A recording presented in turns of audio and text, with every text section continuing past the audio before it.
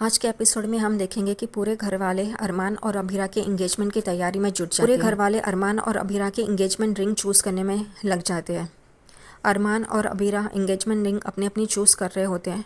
उतने में अभीरा उन एंगेजमेंट रिंग्स की प्राइस टैग देखती है। तब उसे ये पता चलता है कि ये एंगेजमेंट रिंग तो बहुत ही महंगी है।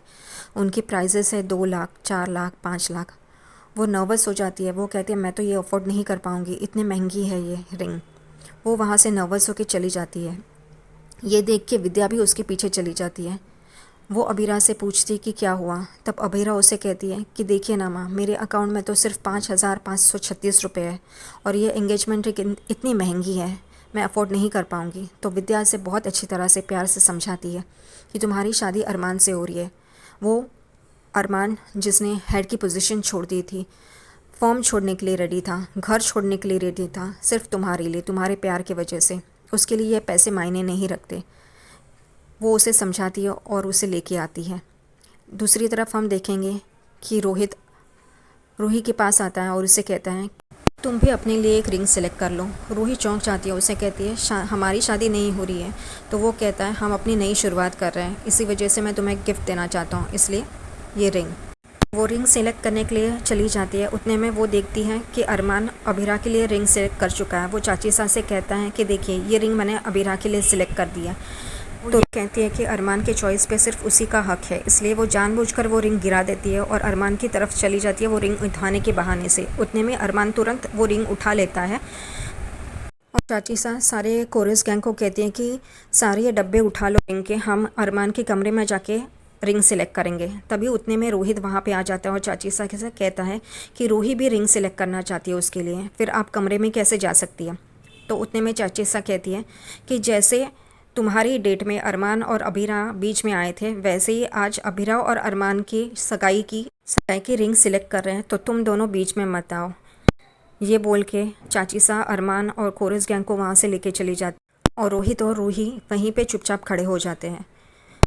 चाची सा जाते जाते अरमान को कहती है कि तुम कोर्ट में तो इतना बोलते हो, फिर घर पे चुप क्यों रहते हो, तुम्हें बोलना चाहिए।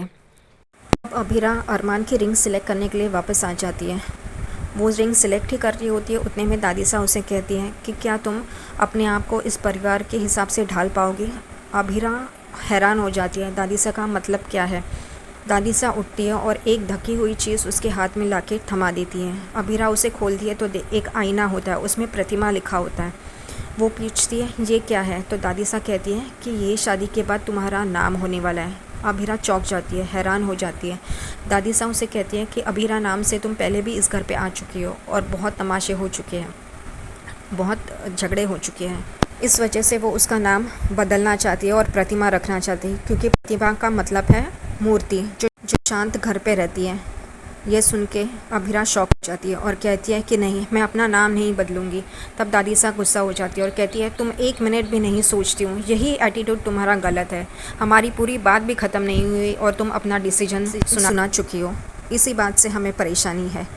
और अभीरा सिर्फ खड़ी होकर सुनती रहती है। दूसरी तरफ रूही बहुत ही खुश हो जाती है कि उसका प्लान सक्सेस कर रहा है, उसका प्लान अच्छी तरह से वर्कआउट हो रहा है।